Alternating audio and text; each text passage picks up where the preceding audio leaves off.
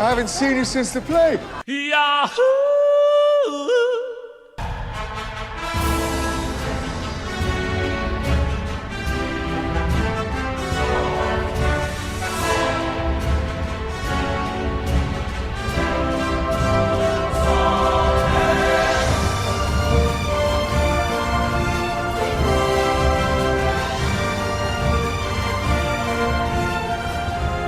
So, there was some discourse. I love the discourse. About people. Now, you all know me, so this is why I'm confident that this will be. Okay.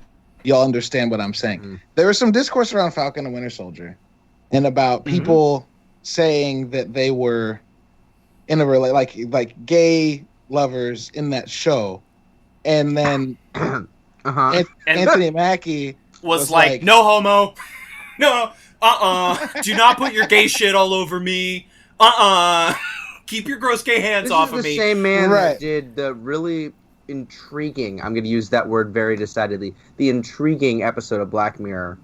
Yeah, sure. I'm sorry, I was obviously speaking facetiously of Anthony Mackie there, but also that's kind of what he did. Yeah, so, I missed the question entirely.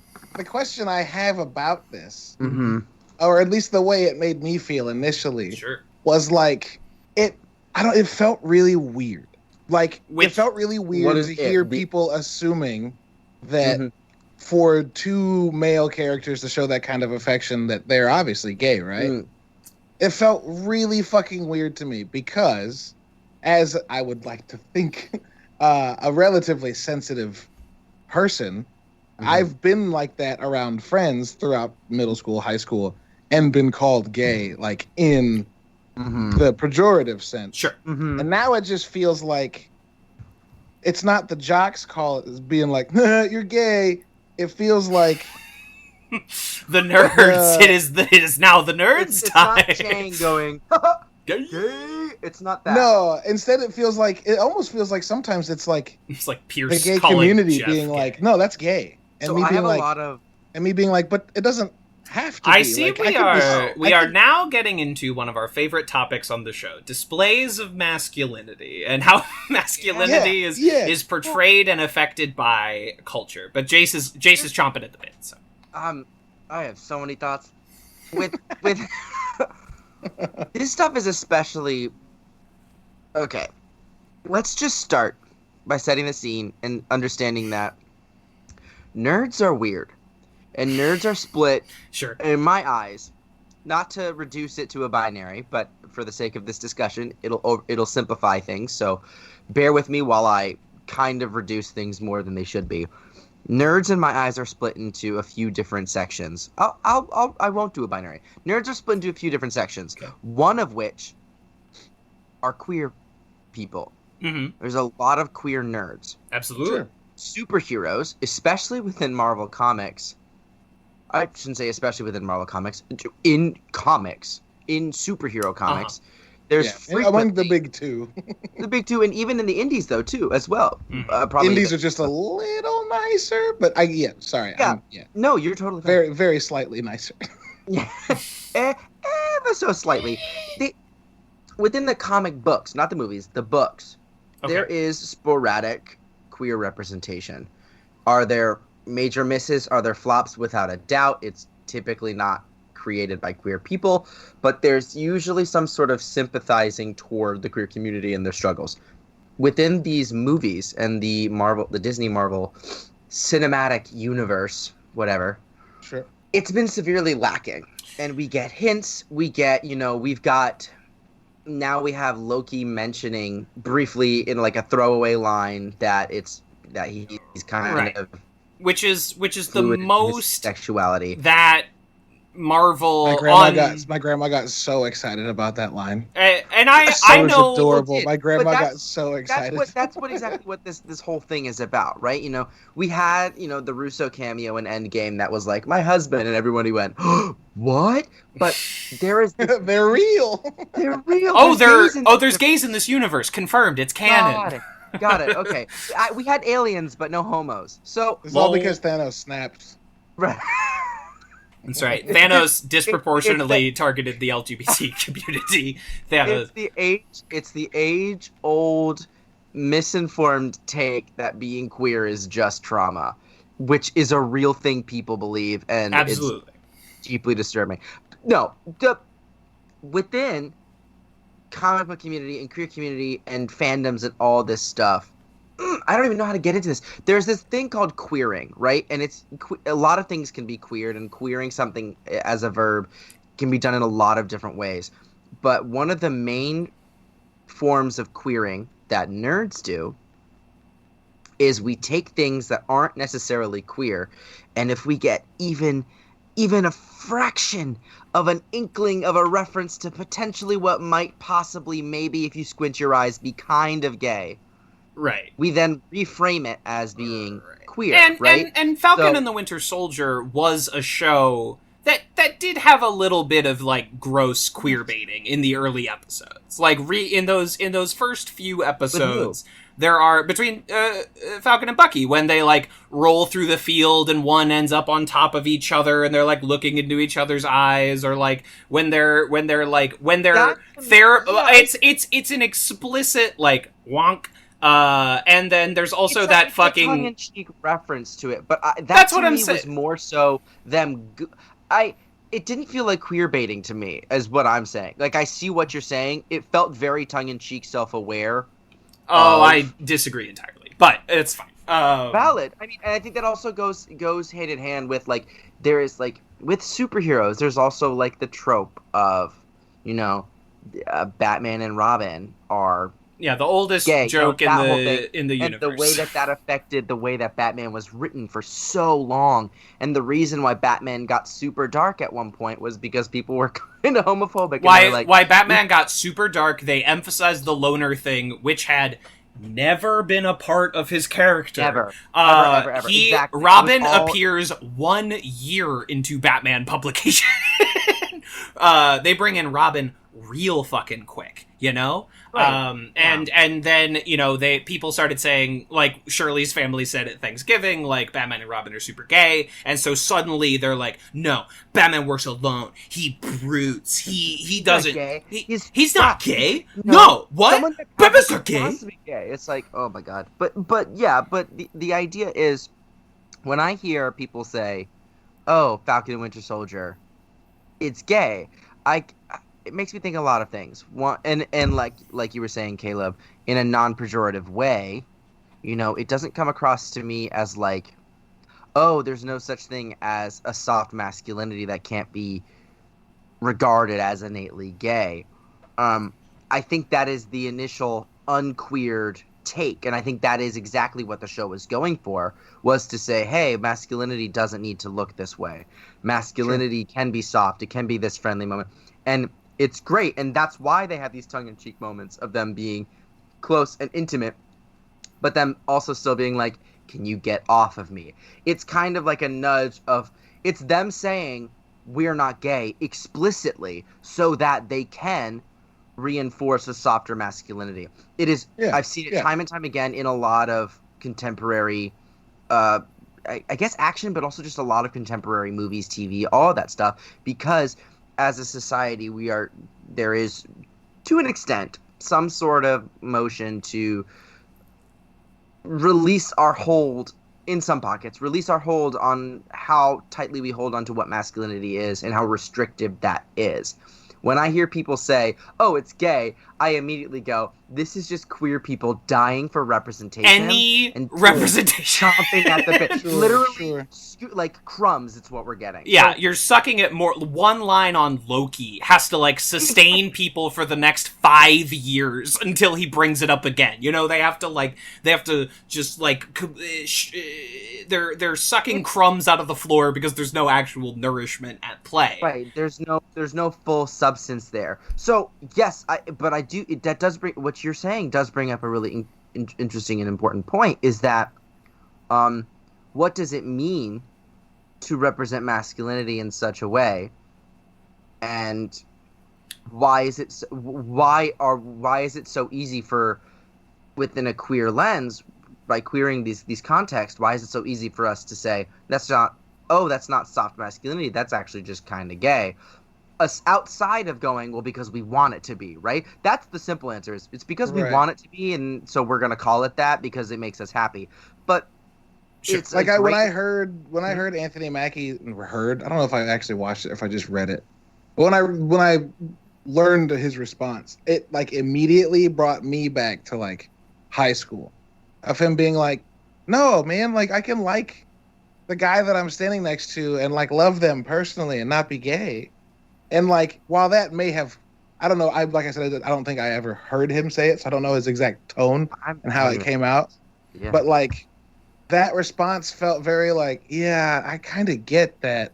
But I remember seeing people like really offended at that, and I was like, but why? Oh, they were offended that he said that it wasn't gay?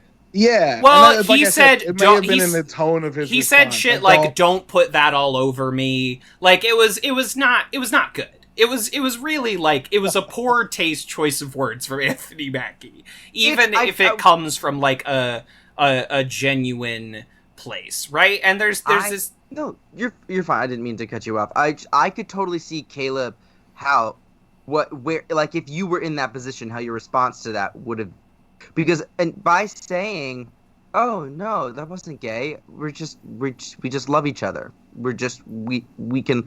That is a perfectly valid response that is so deeply removed from a current and widely understood perception of masculinity that it would have been surprising to hear. I wouldn't have been surprised to hear from you, Caleb, because I understand you to be much more comfortable with a softer side of masculinity. And that's a beautiful thing. And I love seeing that. And it always makes me happy. Like when you paint your nails, I was like, oh, did you do that with your daughter? And you were like, no, I just did it. And I was like, I fucking love that. No. Like, dude, I saw a TikTok yesterday that is like my life. It was some dude responding to someone that was like, why the fuck your nails painted? And he was like, oh, shit. oh, yes. You don't know about just doing whatever the fuck you want? Sorry, dude. Sorry, you're boxed in, bro. There was a... Yeah, that's a great TikTok. I saw that one also. But yeah, no, I think it's very easy because it's what we saw, right, is Falcon and Winter Soldier pushing the edge of what a slightly softer masculinity could look like in a superhero format as far as they could, right? Which is, a good thing. I would rather see actual queerness and what soft masculinity looks like in that lens, but they pushed it within, as far as they could, within the heteronormative Disney lens that they could. And then Anthony Mackie maintaining hegemonic masculinity then must say, no, don't put that on me. No, don't put that on me. Like his quote, I'm reading it again. Yeah, what is it? It's not great. He said, so many things are twisted and convoluted. There's so many things that people latch onto with their own devices to make themselves relevant and rational. The idea of two guys, I'm not reading this with his tone. No. I don't know what his tone was. No, but still the words are not good. No, the idea of two guys being friends and loving each other in 2021 is a problem because of the exploitation of homosexuality. Next line. It used to be guys can be friends, we can hang out, and it was cool. You can't do that anymore because something as pure and beautiful as homosexuality has been exploited by people who are trying to rationalize themselves. What do you mean? It sounds like, what this sounds like to me, and I have not heard it out of his mouth, but the way that these words are constructed, and this is just my take, I do not know his intention, I do not speak for anyone except for myself, every other whatever disclaimer I could possibly put, it sounds like he said that first statement about how, like, people are trying to rationalize that first thing you said. I forget. It sounded like he said something that to make themselves relevant to people. Yeah, that was it. Kind of implied that queer people are just, so greedy for getting any representation because we've been deprived for so long. Indeed. Makes us, right. And realized what he said mid-sentence probably wasn't the best thing, and so tried to insert some absolutely. sort of like absolutely well, and like queer, and homosexuality is this beautiful thing, and like it should be celebrated, But like, and then he didn't know where to go, and he tried to reinforce his initial point, but at that point he had already started saying something. Where is your publicist, Anthony Mackie? If you are giving this interview, why are they not Anthony in Mackie's that room publicist. hitting mute? Why are they not like, no, bail, no? I swear to God, Anthony Mackie's publicist is on the side of the camera, like fucking. You're fucking this up. Shut up. You're fucking this up. Shut up. One of two things happened. One, no, I can only. I mean, the thing that maybe it's not even two things. I don't know what happened, but the thing that's going through my mind is that maybe it's like this person that asked this question or brought this up. Was this in a forum or was this in a one-on-one interview? It was in an interview with Variety. Oh my gosh! And the publicist didn't vet the questions first. The most major like entertainment publication. And they didn't prep him. Can I speak for a little bit? And have a very specific lens that I need to hear on this. Yeah. So like I think in culture again because the LGBT plus community is so deprived of like actual representation. You know, like mainstream culture looks at One Love Simon 9 years ago and they're like, all right, the gays are full for 10 years. We don't need to do anything else. We're good. You know, and these mainstream franchises, even ones I love, like fucking Mission Impossible or Fast and Furious, because these are like the kinds of things that dominate the culture, have a basically a 0 percentile of LGBT representation. Like, whatever, I have not broken it down in like a fraction, but the fraction would be abysmal, no matter what franchise. If I may, I would say they actively reinforce heteronormativity. Indeed, right? And like, sometimes it goes to like a comical extreme, like the fucking Fast movies, but it's still like you are still like there is sort of a very heteronormative, patriarchal almost spirit to those movies, and I wouldn't even say almost. I'd say it's pretty explicit.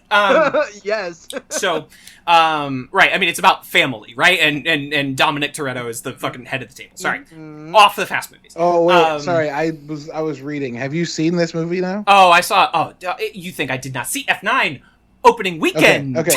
But we'll circle back around. So and in nerd culture, there's always, I feel this internal struggle, and I've seen many like, you know, posts that express the same thing, is like always being torn between wanting to see good gay relationships and also wanting to see good portrayals of friendships, right? That like, especially between, you know, there's always that Troy and Abed, great example, is that there are a ton of people that are like, this is a gay relationship, and this being a gay relationship is very important to, you know, X person personally. Whereas, you know, Jace, yourself, and many others are like, no, I like this as a portrayal of like a really tender friendship between these two beautiful souls, right? And that's explicitly because it's unafraid of being perceived as such without necessarily being right. such. Troy and Abed do not do the no homo thing outside of like one episode in season 4, which is gross. Doesn't count. Doesn't count. Not canon. Anyway, so it was the gas leak. It affected their brains. So Troy and Abed is a great example, just based on the show that we're talking about. But you see it all the time. And there was something. Okay, so from speaking of the MCU specifically. MCU proper. MCU proper, working as it so often is, only defined by its own terms, right? Like, we often are not judging the MCU against other movies, we are judging it against itself. As the good Lord intended, Kevin. Well, you know, I mean, listen, sometimes comparison is good, and sometimes, you know, like again... By the good Lord, I mean the mouse. I see. Oh, I see. I was like, what does... Hashem have to do with this? In sarcasm, did not come across. Did not read. Oh, good. That was my fault. So the MCU, as I've railed on so many times, is a sexless franchise, and I obviously have nothing against asexuality, right? Like, obviously, like, of course I don't. But they still perform the appearance of it. They perform the appearance of heteronormativity, but it is a sexless heteronormativity. You know, like, any of the relationships between, you know, each superhero and their romantic counterpart, with almost zero exceptions are fucking inert. You know, I think Cap and Natasha and Hulk from the jump established that they can't ever have kids and that they can't ever have sex.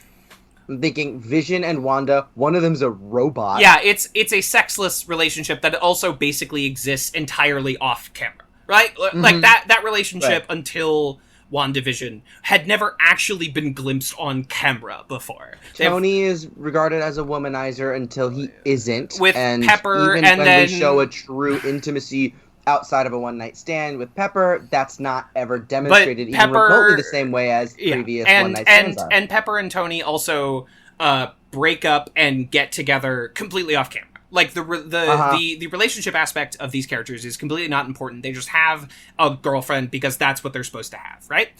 Doctor Strange and Rachel McAdams that has an active relationship built in. Peter Quill or Parker? Parker, sorry. Okay. No, Quill too, though. Quill does. Quill and Gamora are actually my favorite, which is one reason why I will never forgive Avengers: Infinity War.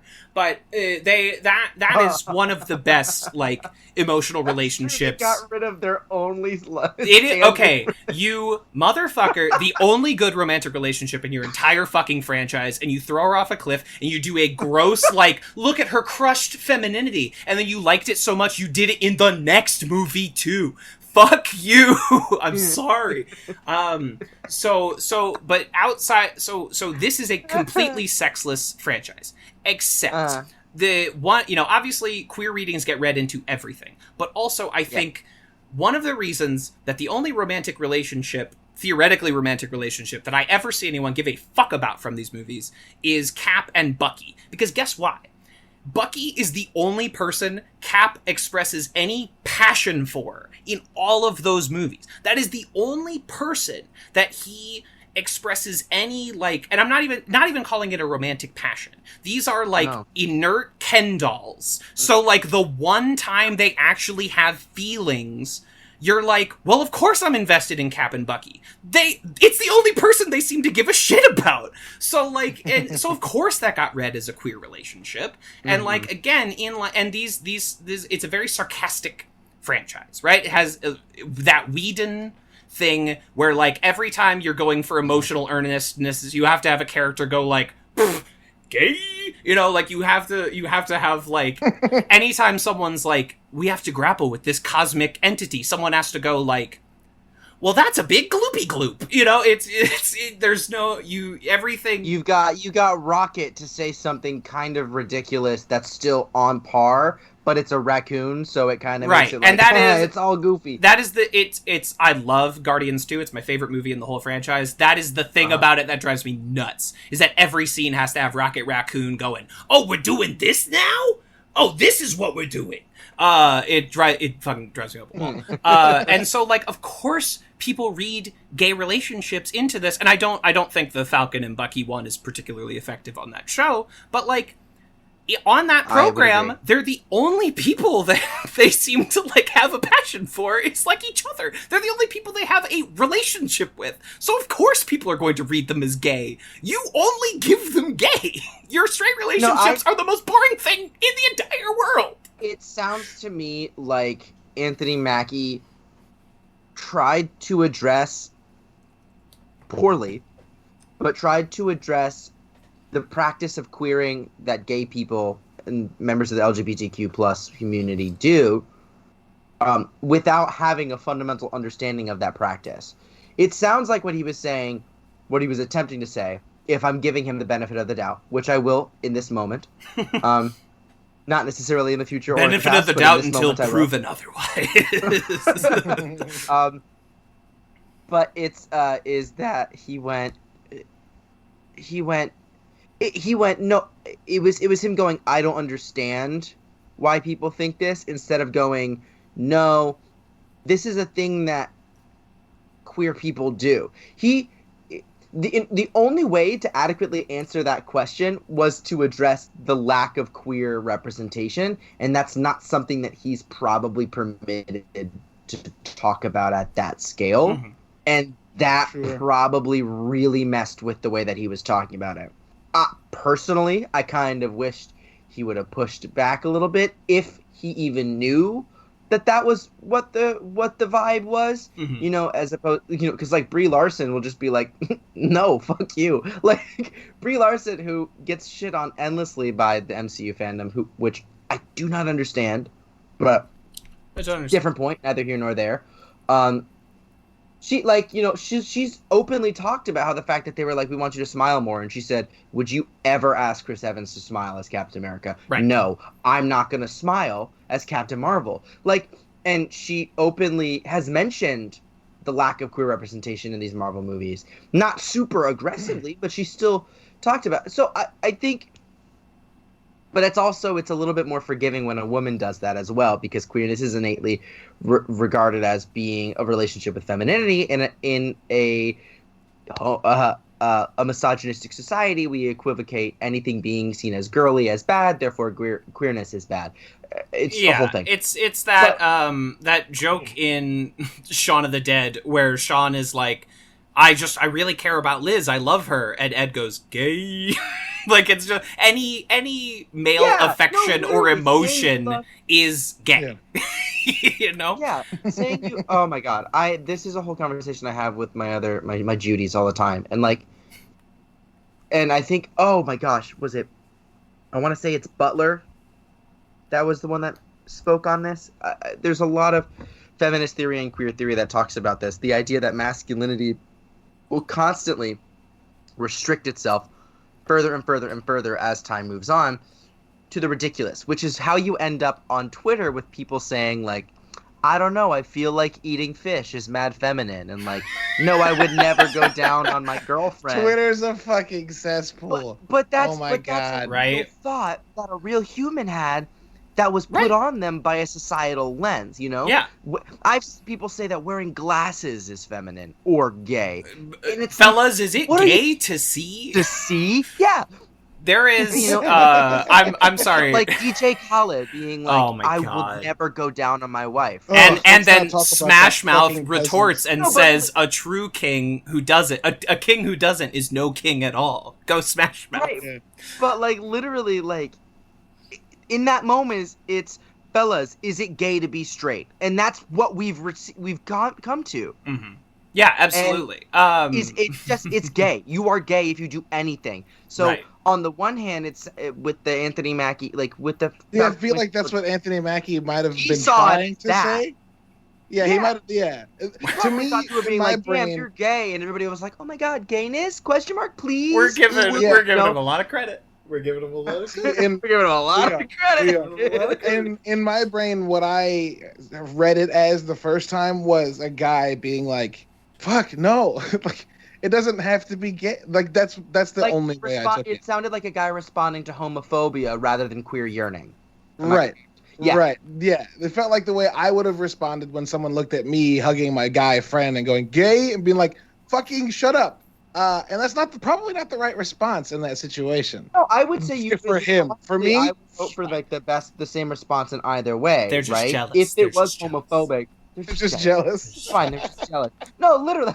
I mean, it's the same response either way. If someone says like, "Hey, is this gay?" Like, we really want it to be gay. Be like, I don't think it's gay. I think it's just this kind of softer mess. Like, it's like guys can be friends with other guys.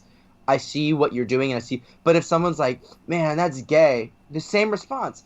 I don't think it's gay. I'm pretty sure it's guys just being guys. But also, I understand that gay people might want it to be gay. And to that I say, go for it. View it as gay. To respond to homophobia with... Homophilia is not the right word. But to respond to homophobia by saying... Homophonics. Whatever you do... I'm a homophiliac. I don't know. Homophiliac. Oh my God. No, but I understand what you're fishing for. The response should be the same, because if you shut them down by being welcoming to gayness, you're further removing yourself from participating in homophobia. And if someone's homophobic to you and you respond with being like, "What? No, it's not gay," you're furthering the narrative that being gay is a bad thing. Exactly. And I think that's where the boo-boo happened. Can I tap in one last thing and then we'll start the program? So I have been watching The Sopranos. I'm about done with season 3, which is a show like principally about the prison of masculinity, like the self-inflicted like prison of masculinity. And there's an episode in season 2 where an older mob boss takes these like sex vacations with his girlfriend, and he goes down on her, and he's like very serious with her. He's like, you can't tell anyone about this. And she's like, why? And he's like, because, you know, there's this tradition in masculinity where, like, you know, they wonder, like, if you'll put that in your mouth, you know, like, what else do you put in your mouth? So, like, these guys are living in a world where going down on a woman is gay. and like, it comes out that he goes down on his girlfriend and he, like, loses his mind and, like, breaks up with her, throws a cake in her face. Like, it's the insane, like, prison of masculinity that, like, we put people in and people put on themselves. And I'm sorry, this is Advanced Community Studies, a podcast where we watch. You don't need to apologize. This is the best part of the show. IMHO. There's a reason that I like don't also, cut it generally, right? It's like 30 minutes of free flowing whatever we're passionate about this week, you know. Also, what other fucking conversation would you think we would have on this podcast? It hadn't come up so far. It might be a little late for this when people hear this, but honestly, currently, happy Pride, fellas. Happy Pride. Yeah, this will be the second one that drops in July, but it's all Happy Pride year round. Every week is Pride. Today is what's the 29th, 28th today? We're right under the wire, 29th. The 29th, Pride has just occurred. A bunch of cops shut down the Queer Liberation March because why? Duh. That's why. Jace, that's what cops do. That's what cops do. Pride was a police. Yeah. Mm-hmm. Listen, I hate cops. Mm-hmm. Nice. Oh my God, me too, Caleb. Wow. That only could have been made better if you were like #me too. No. No, I meant in a very cringy way. I hope you understand. I personally, I could tell you were being. I'm a dad. My jokes all suck. Yeah. I just throw dull darts, and eventually I start throwing them hard enough that they stick to something. It's not what it should stick to, though. So most people that do laugh go, "That was dumb," but I'm laughing and I hate it. Yeah. My life. Anyway, what's this show we're watching? This is, of course, a really bizarre format of a new streaming platform. Is that correct? This is, of course, Advanced Community Studies, a podcast where we watch and talk about the American television comedy show Community, 1 or 2 episodes at a time. We are also the premier podcast in the Yahoo Screen Podcasting Network. Yahoo. Oh, fuck off. I'm so excited. I am one of your hosts, TV's Kevin Lanigan, and, well, this is the first I'm hearing I'm a character on a show. I'm excited to be one, but I agree I'll be a boring one. Quirks are not my strong suit. Results are. I come from a family of people who are quite literally insane. I moved out here to care for them, and my strong suit is helping the less structured people turn quirks into results. I would like to point out... I butchered that quote. I fucked it. I would like to point out to the people who cannot visually see what I just witnessed. Kevin was not reading just then. I was not. That's in his head. That was off the dome. I didn't do it quite right. The ultimate challenge... Any of us would have been able to know. Well, that's fair. But the ultimate challenge will be when we get to the Honda episode where she has her incredible monologue to the dean about being dumb. If I can do that, I will graduate from Juilliard automatically. You'll listen. You can plan months in advance to buy Subway for the season 5 finale. You can practice that. I can practice that. I believe in you. Oh my God. I missed that. No. Amazing. Wait, so not only did he buy Subway to eat during the podcast, right? He bought it, and this was a day, mind you, where we were both very late, and you ended up not being able to entered the call 45 minutes late, and then we spent 30 minutes talking about In the Heights, at which point I introduced a Subway sandwich which had been sitting off camera the entire time. For like 2.5 hours. And Kevin was like, I'm sorry, I'm so hungry. I was like, why didn't you just eat it? And he was like, because I got it. Because it's a fucking bit. Because I had to eat this bit that I've been planning for 6 months. I'm sorry, 6 months, not 3. Yeah. Anyway, what's up, everybody? I'm Jace. How's it going? Happy Pride. It's a little late when you're hearing this, but for me, it's right on time. I use they, them pronouns. And if you don't respect those pronouns, then I'll call you a dirty rat, see? And I'm Caleb, the third host, the daddy host, the hostess with the mostest kids. The pause is the essential part of that. I love doing it so much. The pause makes me so happy. I like season 6, but there's more white people because that's clearly important. Because that's clearly become important to this group. Do Abed and I need to be concerned? I will tell you now, as leader of the white people, there's no cause for alarm. Welcome, New Shirley! Yes, so good. Spoilers for our discussion. This fucking episode is great. It's good. What a glorious return to form. It feels so good. Okay, so let's Daddy House, you were not here for our last episode of season 5. So let's kind of quickly collectively do some season 5 wrap up thoughts. Sure. Which we didn't really, like when Jace was not here for the end of season 4, just like nicely put a little bow on what we've done before we set up where we're going. So season 5 obviously was dealing with a lot of rigmarole, right? It's like Dan Harmon's back, Donald Glover's leaving, the guy from Breaking Bad, the guy who just got killed off on Breaking Bad, he's coming. The fucking John Oliver's coming back. You didn't see that coming. Obviously you have a lot of stuff going on, and I think we all agree, and the rankings will show that the beginning of this season, the first 5 episodes, banks, maybe the best 3-episode run on the show is Ass Crack Bandit, Lie Detector, Floor is Lava. Obviously, there's a lot of competition there, but that would fucking be up there. And it fits in with the rest of season 2, I'd say.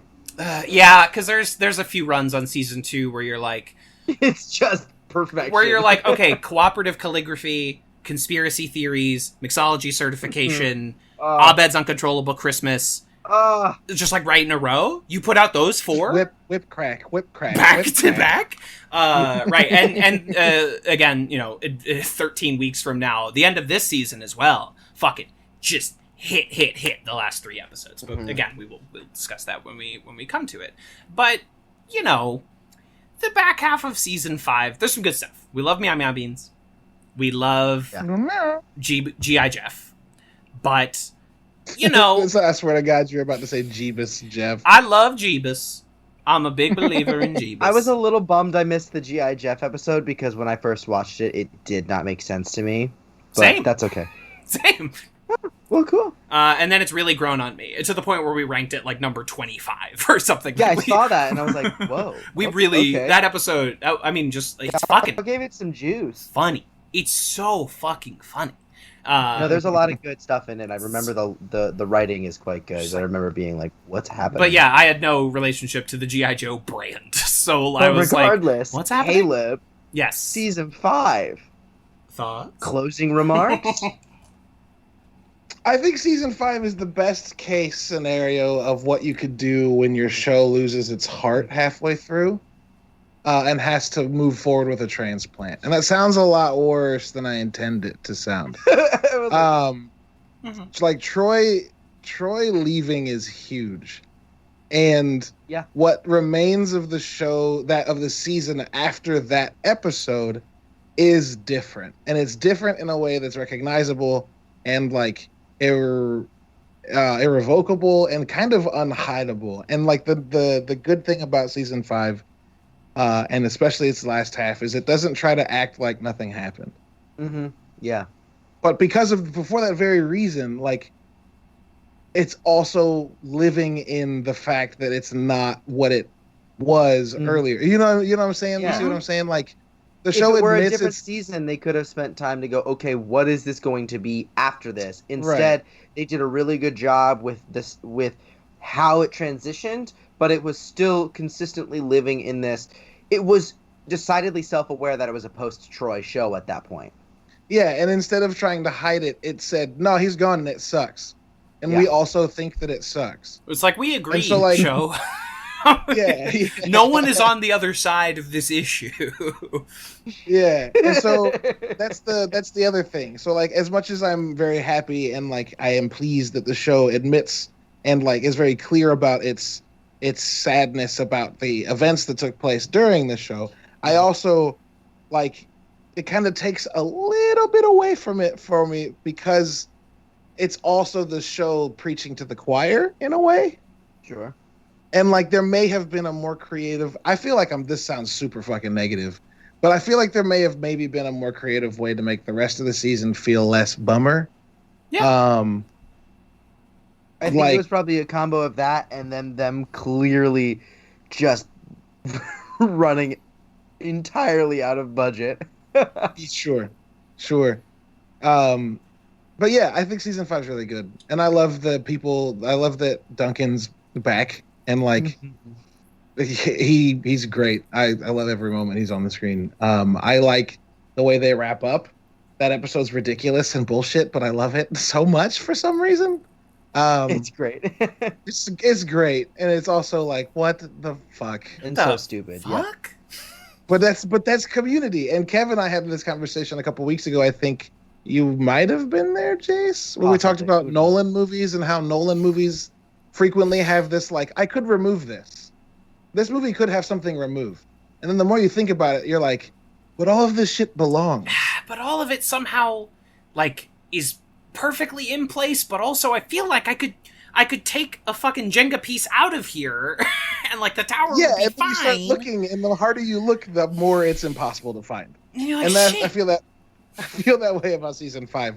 Like, there's absolutely things I would have done differently, but when you ask me what they are, I'm gonna throw both hands through the ceiling because I have no fucking clue. Like, is Tenet a perfect movie? No, but also yes. Is Tenet a perfect movie? Yes. Huge question. Yes. That's my feeling on like most Nolan movies. Where I watch Inception, I'm like, I feel like something's wrong here, but also no notes. Like, I got nothing. I love football, but also I don't. It's yeah. Anyway, we talk about Nolan a lot, which I'm not mad about. He's an interesting guy. I don't know what to tell you. He's the only guy who's making movies not based on other things right now. You know, he's like, I have this idea for a movie where a guy goes backwards, and you're like, okay, all right, guy goes backwards, okay, fucking go off, bro. Okay. Show me. I still haven't seen Tenet. I need to watch it. Oh, it's good. Yeah, we're recording an episode of the Nerdy Bit Show this Thursday that's all Nolan. We're all picking our favorite 2 Nolan movies and talking about them at length. Favorite and like, what are my 2 favorites? My 2 favorites are Interstellar and The Prestige. I would go Prestige. I guess Prestige, Inception. You know, gun to my head. There's just something fucking about Inception. Like when the city folds up in half, you're like, fuck. That's the greatest thing I've ever seen in my entire life. Yeah. But this is amazing. The Prestige is his masterpiece. It's everything that he does well in one movie. Without And I think Interstellar's on that list because if you'd asked me this question 5 years ago, Inception sits there. But having watched that movie multiple times post having kids, that movie's gonna control me for the rest of my life. Yeah. That movie's gonna fucking control me. Yeah. Dark Knight's hanging out like just outside that circle. It's real close. It's a good movie. I don't know if anyone has mentioned this before. That's what I was thinking. Like, no one's ever said this before, but But Dark Knight pretty good. Yeah. Pretty okay. Yeah. Pretty okay flick. But that's our thoughts on season 5. And now we move on into Community season 6. A little background knowledge for anyone that was not privy to this. You know, let's say you're young. At the end of season 5, Community is straight up fucking canceled. Like, not in the way that they've been kind of canceled 2 other times. This was like, you're done. This show is over. We're cutting you off. Go home. We're cutting you off. Like, a big sheep's cane came out from off stage and like pulled them off. Yeah, they got the hook in the and so briefly, Abed's premonition at the end of season 5, where if they don't come back next year, mankind was destroyed by a meteor, was true. briefly, that was... That's true. You said that's canon. Yeah, briefly, that was canon. And so on and we sit around for months. And everyone's going like, okay, Arrested Development got revived at Netflix. X other show, like, okay, maybe, when Firefly was canceled a few years later, they got a movie. Maybe there'll be a Community movie. We'll maybe do the 6th season after the movie. No one ever said what order they had to go in. There's all this flitting around, and Netflix was like, no, absolutely not. Hulu was like, bite me. No. And finally, the news comes. Everyone wakes up one morning, they refresh the avclub.com, and they're like, Community? You're an asshole. I did. I'm just speaking of my own life. You said everybody. Yeah, and hey, a lot of those were like huge forums. Like the community That's reviews on the AV Club were what kept that website alive. Like Emily Vanderwerf has been like very public about that. Is like, yeah. No, I'm sorry. I also should be clear. I wasn't calling you an asshole because of. Well, I am. You were insinuating. I was calling you an asshole because of how fucking deep you buried the lead under and then everybody woke up one morning. I'm a storyteller. They just came in, just fucking. I'm telling a story. I'm weaving a yarn. You are. And one day we wake up and we see Community has been renewed. We read the first half of the headline. We're like, that's great news. And then it says by Yahoo Screen, and we said, I'm sorry. What is that? Whoa. I'm sorry. You said, did you sneeze in the middle of it and like you transcribed it wrong? Like what? Yahoo Screen? And so everyone then goes into Google, what is Yahoo Screen? And Yahoo Screen is a quote unquote streaming service. I think it's kind of a generous term. It was Yahoo's attempt to break into the Netflix game. And at the time where it brought Community on the platform, it had 2 shows. One was called Other Space.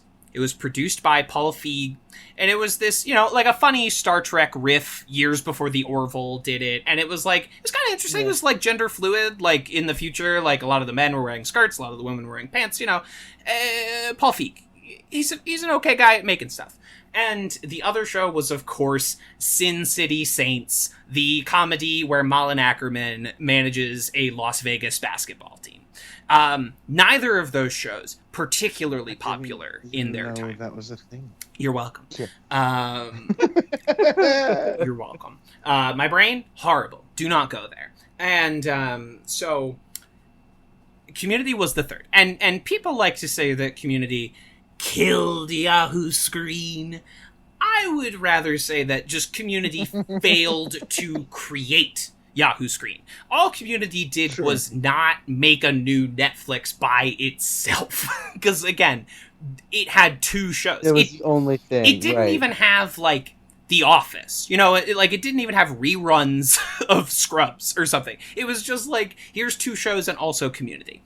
But whatever, we were getting our 6th season of the fabled 6 seasons and a movie. Then suddenly, that comes down the wire. Community was adding 2 new cast members, as you might imagine that it would. We're kind of hemorrhaging cast members here. Yvette Nicole Brown left between seasons to tend for her sick father. And, so we get the news down the wire, and it's maybe the most Community move of all time that it's 2 hot new cast members are a 60-year-old black man and a white woman in her mid-40s. It's normally a show would add some hot young thing. Community adds 2 people who are an average of 55 years old. And one of them is, of course, screen legend Keith David. If you've played any video game in the last 20 years, he's in it. I just watched The Thing, and I went, there no shit. He is. That was one of the first things he ever did, was The Thing. And he's incredible. That's a good fucking movie. I knew it was good, but wowee was it good. That's one of the best fucking movies of all time. John Carpenter's The Thing with Kurt Russell and Keith David and Wilford Brimley is one of the best fucking movies I've ever seen in my entire life. It's so good. I was watching it, not to go too far up, I do want to say, as I was watching it, I was like, this is amazing. The only thing, there were a few moments where I was like, all 5 of you didn't need to be yelling those past 20 lines. Yeah.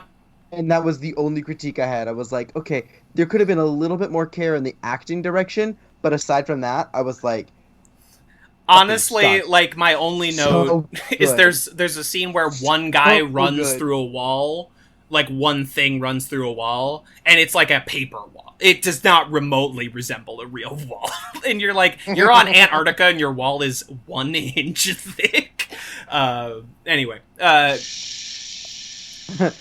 not supposed to think about it. It was a low budget the walls movie. as thick as the script. it was live action. I mean, it was very little CG. I noticed it on like my 5th time watching the thing. I was like, that wall's too thick. I didn't, you know. Wait a second. I was not on viewing number 1 going, hey. That's that. No, it took me. It's so hard to do cosmic horror in a film. And the other one of note is Bird Box, but this is just so much more cosmic horror in the like Cthulhu sense, where it's like it's impossible to it's impossible to shape it. It's impossible to when you quantify it. Mm-hmm. Yeah, once you quantify it, it's almost impossible to have it still be the fear of the unknown. So Bird Box, where you literally never see it, brilliant. Yeah, and the thing where by its very nature, it has no one form. It's right, like which was not originally the case. That was pitched by the special effects designer, and John Carpenter was like, I don't know, and he was like, trust me, and it literally made the movie. Yeah, it's like, what if a dude's head turned into a spider, and that was the guy? But also, what if the dog was the guy sometimes? What if that was the guy? It's just, I mean, and especially when you know in horror movies when a jump scare is going to happen, for the most part, that one actually did catch me off guard a few times. But, I mean, especially in current horror films, it's like the second the music cuts out, count to 3, and there's going to be a jump. Like, that's... so formulaic. The thing is my favorite, the kind of horror that's most effective to me, where it's just, like, it's psychologically terrible. Like, it's not... Like, once you get to, like, shit where it's, like, Candyman, and he has to you say the name into the mirror, I'm like, okay, it's too much business. Iconic for different reasons. But, like, it just doesn't go for me, you know? Right, you watch the, oh my god. I have a hard time while you're thinking, I have a hard time believing in horror where you have to make it happen to you. Yeah, whereas, like... if it's like, you have to say Candyman 3 times, then fucking don't. Yeah, then don't fucking do that. And it's like, the thing I take that so literally on TikTok.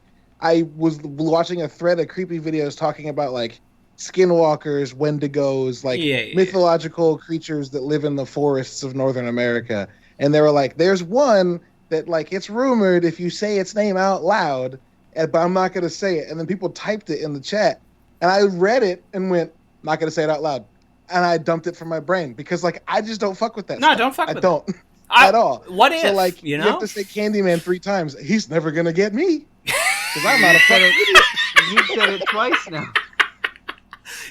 Beetlejuice ain't going to get my ass. The Exorcist. So in The Exorcist, there's like maybe one jump scare, and it's like a light, it's a candle, it's nothing of substance. It's a throwaway because they're relying so deeply on this sense of dread and fear and psychological horror. I mean, and it's brilliant, but like the way that you not knowing what it's gonna look like at any given time. I mean, the way that they also utilize that with scale. I don't want to do any spoilers for anybody who is listening and has not seen it. It's a bit of an old movie, but still, I'm gonna give you. I think it holds up completely. Like it's one of the few remakes that's actually better than the original, if not more iconic than the original, right? And there's a jump in I'm gonna say in the back half to keep it as vague as possible, where it's just the scale of.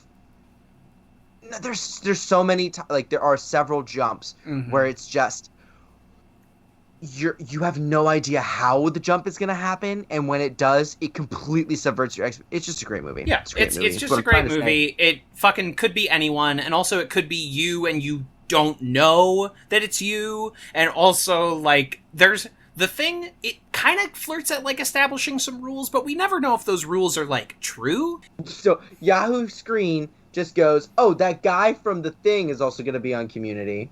Which, Dan Harmon was like, all right, here you go. So, like, Correction. Correction. Not the guy from The Thing. The guy who said... He is part man, part pillow.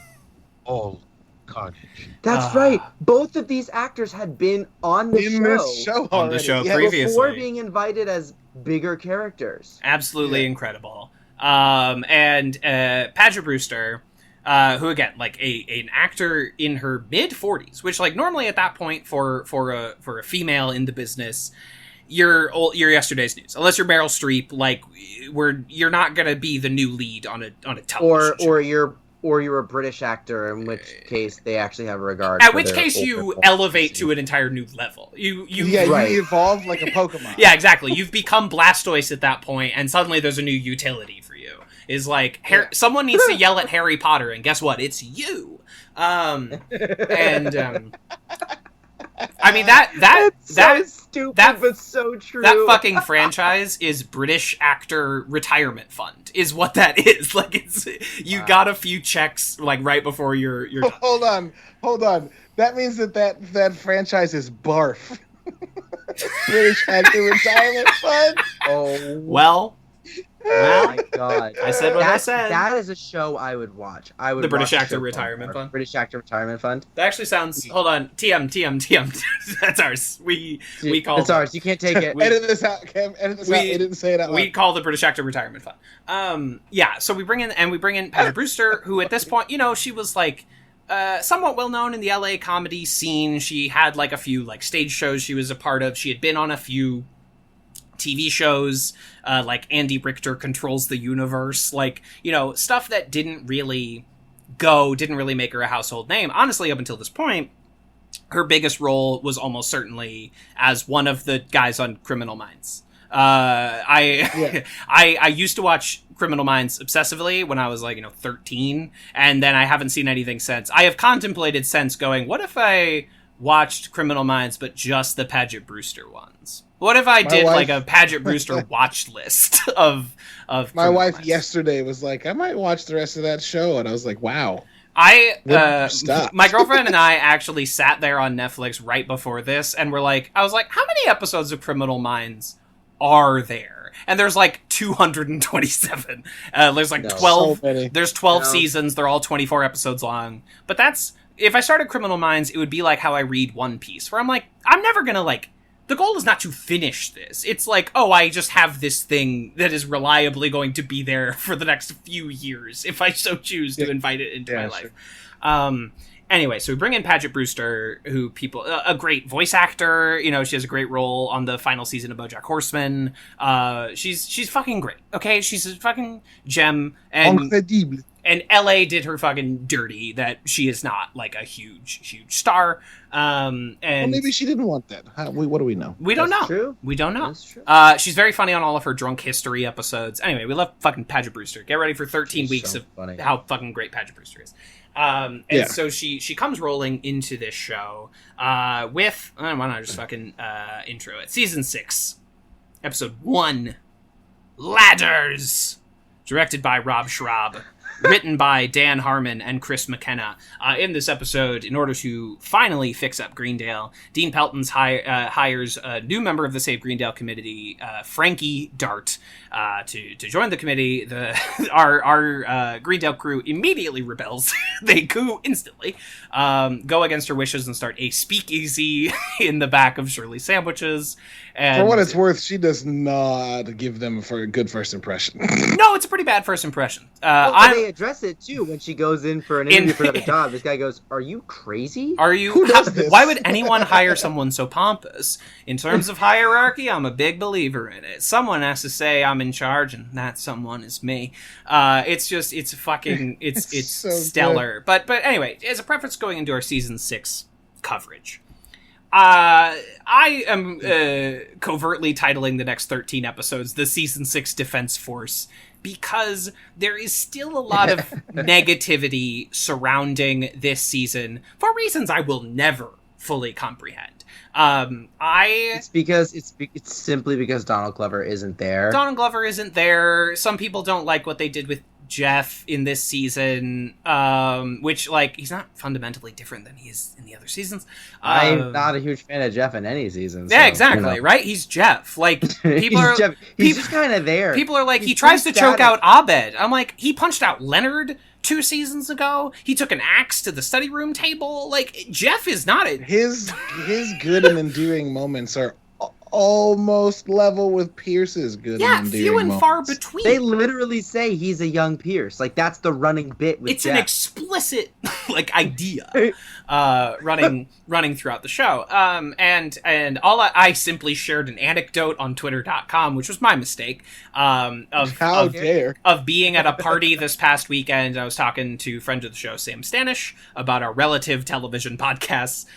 He is currently covering Legend of Korra, and I was like, yeah, we're about to start season 6, and like a lot of people don't really like season 6. And a different friend of mine named Ryland, who was 2 conversations over, goes, "What?" And he comes running over and he's like, "Who doesn't like season 6?" It was incredible. It's a testament to my friends having good taste and also how fucking loud I talk. But it was a great backyard party, and it brought me no end of joy that, like, from 2 conversations over, a friend comes marching over defending season 6. I'm like, these are my people. This is taste. I'm with high-minded folks. Clearly surrounded myself with proper humans. Right. I mean, season 6, episode 1, the thing that I think is so cool is that it so smartly, like, establishes this, like, I keep saying, like, it so smartly establishes an understanding with these. It kind of subverts the characters and how we expect to hear them, right? Like, Jeff, Britta, and Annie all kind of take on slightly more Abed-like practices in an effort to retain that kind of meta lens of the show. And Abed becomes a little bit more, I don't want to say grounded, but he explicitly says, like, I'm trying something new.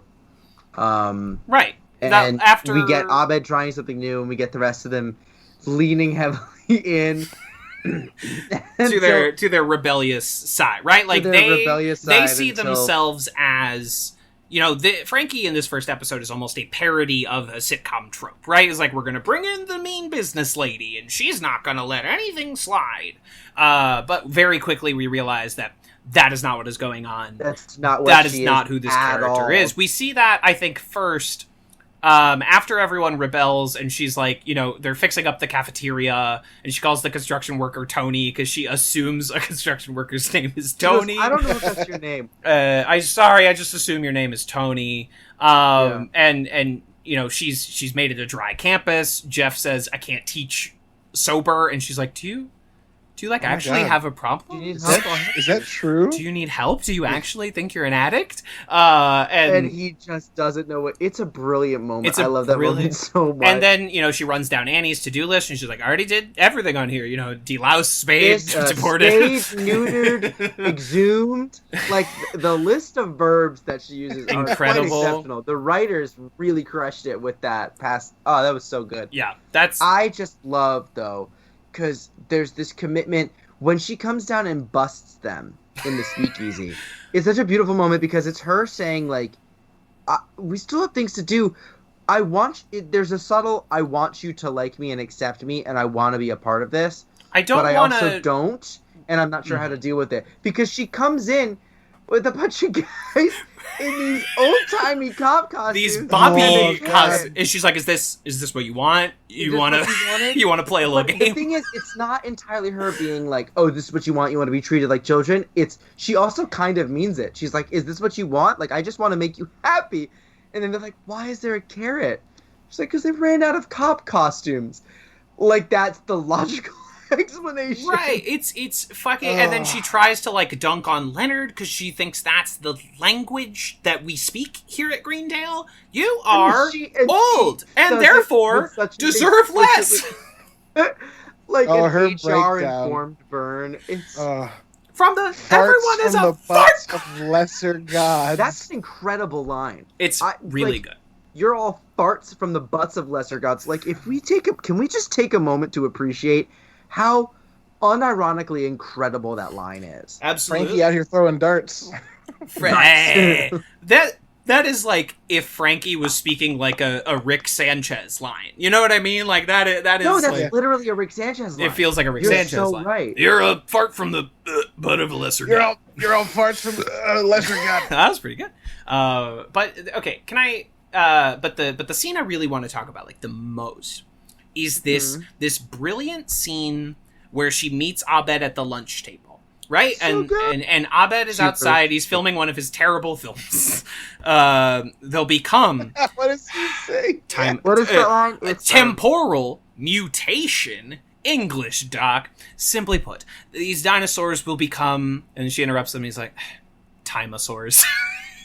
It's so good. It's fine. I love Abed's love of trash cinema. Just like, bargain barrel garbage. Abed absolutely fucking gets down on the Fast and Furious. Abed goes into Forbidden Planet, goes to the back right, and just points at that rack of shitty pulp horror flicks, pulls one out and says, "This is my experiment for the next 3 months." Absolutely, right? Like, you can find an infinite number of horrible, zero budget. I really want to go through those one day and just, like, grab a bunch of shit titles and see what happens. Just really have a fun. glut of smut, you know? Just like, I think that's what I should do for Halloween. Oh, that's a great idea. That'd be a great, fun, shit movie film. Anyway, yes, that scene is really great. So Abed, she legitimately reaches out and tries to address her concerns, right? Because she's getting fucking nothing from Jeff, Britta, and Annie. She's getting fucking nothing. And Chang is obviously unhelpful at most things. And she reaches out... I think he could be helpful. They fucking ignore him. Well, that's true. No, that's true. But he doesn't even... It doesn't even register. I love that. There's a scene where they're talking. Like, he's like, having a whole you had a meeting? You had lunch? And then he goes on, and he's like, tacos! Taco! Like, wow, great. We're great. It's really good. I also like that we have completely... Because he needs to be, but he literally plays zero role in this episode. He might be a ghost in this episode, right? Like, he might as well... But I also love that we've completely ignored everything that happened with him at the end of season 5. Like, he is no longer a traitor, and his teeth are not made of diamonds. Like, we've just completely ignored everything we did. Oh, shit. That's right. Exactly. Everyone is also... Oh, yeah, right? Right? So anyway, we've tossed that in the bin. And Abed is like, I feel like you coming here is the end of the television show community, right? Like, we're starting to get back to getting more grounded. We start to ask questions like, where do we get our money? Why do none of us take any classes? We used to be a study group. Now we're a loosely connected group of students and teachers. And where he's like, you're going to make us ask questions I don't want to ask. I'm much more interested in, like, is there a God? What is sanity? Is there a Pierce ghost on campus? Because if there is, I'd like to get a head start on busting it. And and the first thing she does in reciprocation is, like, she has listened, she has taken it in, and she's like, okay, I do not understand you. We do not speak the same language, right? Like, I do not own a television. I'm not versed in the television You're the first world. person who said that to me, and I've not immediately deleted it out of my brain. Right? Yeah, great line. And what she does, and it's a brilliant writing trick that they take for her character throughout the whole season, is, like, Frankie Dart has difficulty, like, in social situations, but she really can intuit people and say, like, I am going to meet you on your level. Abed speaks in TV, so she's like, okay, I am going to, without talking down to this person, speak to them in their language. So it's like, good shows change, you know, good shows make their way through things, and I am here to help the less focused people turn quirks into results. Like, that's my purpose on this show. She just, like, pulls this complete thing out of her ass, and it completely wins Abed over, who has felt lost for fucking 7 episodes since Troy left, because the only other person that speaks his language is Jeff, and Jeff is usually not interested in hanging out with Abed in, like, that intimate of a context. And so, like, in a way that I don't feel is, like, gross or manipulative, she's like, I see this lost person, I can bridge a gap here if I just put myself on Abed's level. And that's beautiful. That's fucking brilliant. I love it. I just kind of love That's very good. how Abed walks in on them having their meeting, and they're like, we don't like her. And he's like, I kind of like her. He's like, can I have some pretzels? And they go, no. And then he pulls his own snack out. Pretzels out. He had pretzels. He had pretzels, and he goes, "That was a test. You failed. You guys are bad friends." And then it's very so good. It's so good. beautiful. Are you sure like she Frankie... wasn't just being sweet and condescending? And he's like, "No, I learned how to pick up on that one." It's so subtle, so good. Yeah, it's great. I think that Frankie might be like who I strive to be as a parent. Yeah. Like when my kids freak out, I don't like freak out at them or with them. I'm like, all right, hold on. You're doing this because of this. Let's figure out how to solve it, because like I can't reciprocate that, because that would be a fucking nightmare. But instead, like I can give you fruit snacks and you'll shut the fuck up. All right, let's do it. Like just like I love doing that with my kids, and so like hearing Frankie do that with Abed and like a very much like, okay, cool. There's only one way this works, and that's if I level with you on your, if I come and like meet you at like your, a human. Yeah, meet you on your terms and like figure this out. It's fucking Which is great. why it hurts later on when she says you don't know any better or something to Abed, and then everybody goes, you fell into the trap. Yeah. Oh, you walked right into that one. No, I stepped in it. Shit. Stepped in it. Britta, on what part of this do you think was covert enough that required tattling? You built a bar in a school. There was lumber It requires lumber. Yeah. God, dude. this again, 13 So weeks good. of just like reciting Paget Brewster line deliveries. There was lumber involved. She could again teach a fucking masterclass just on emphasis. It's really fucking good, and this episode has like a lot of ground to cover, some of which they don't need to cover. The reason they're constructing the pole in the cafeteria was because Community moved sound studios between seasons, and this studio was like different from their last one. It was in a basement underneath, literally a basement underneath the Parks and Rec studio, and that basement had pillars which had not previously been there. So Dan Harmon, being, I don't like to throw this word around, insane, was like, we need to justify why there are pillars in the cafeteria now. So we need to like do a whole construction thing with the pillars. Whereas I was like, I didn't notice that there were never pillars there. I actually did notice, and something about, I didn't realize that they were new pillars, but now that you point out that they're new. They had never been there. People rollerblading around that cafeteria. I guess. That wasn't something that I was like holding on to as like, this is important for me to know that there are no pillars in here. The cafeteria you know what I mean? does not have pillars. Right. But the thing that I did notice when watching was that all of the pillars say load bearing.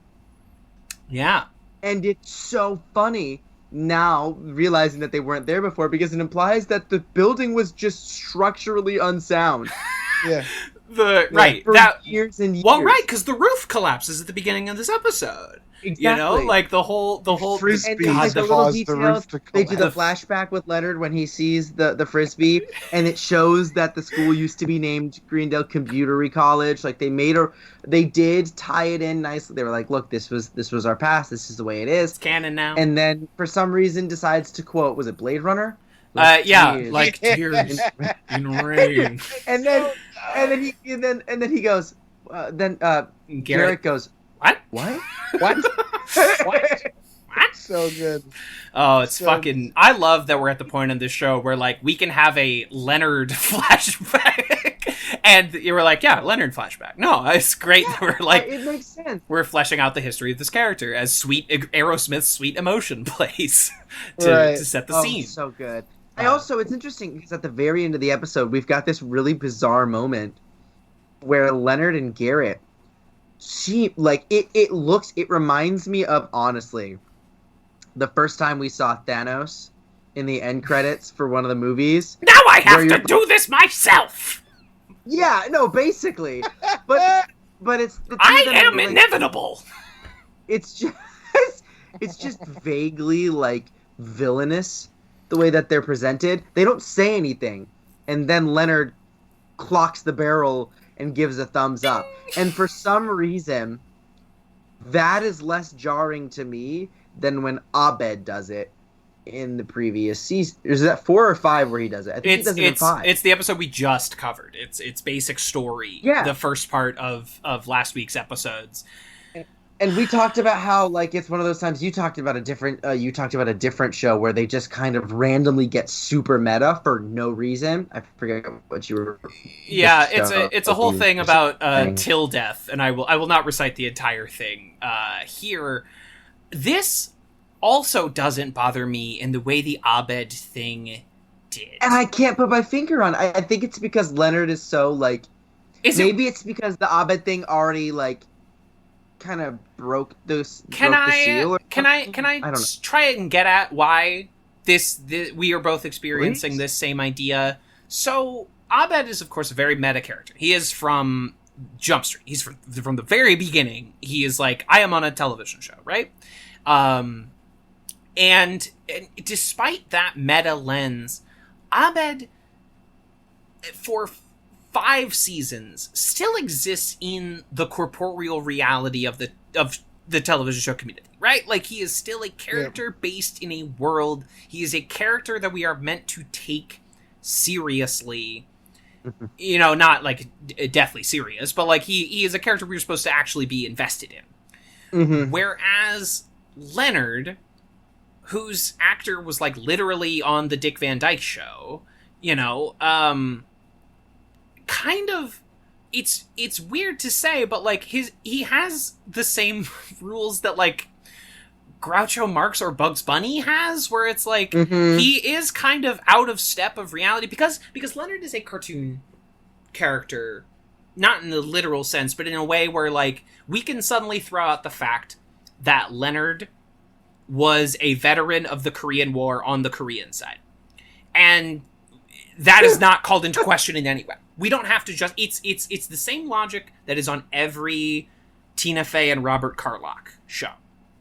30 Rock, Kimmy Schmidt, Mr. Mayor, where any character can say that they have any backstory, and you go, Girls 5 Eva, yeah. No, it's all... Yeah. You're like Tracy or Jenna, or Jack or Kenneth, like any of these characters can say the most patently insane thing as if it's the flippant yesterday's news. You know, like Kenneth Parcell is possibly an immortal being, you know, like, and it's like, yeah, Leonard exists in the same space as Kenneth, where he's kind of like, he's an ethereal form. There's always been a Leonard, and there must always be a Leonard. And there's always a lighthouse, there's always a girl.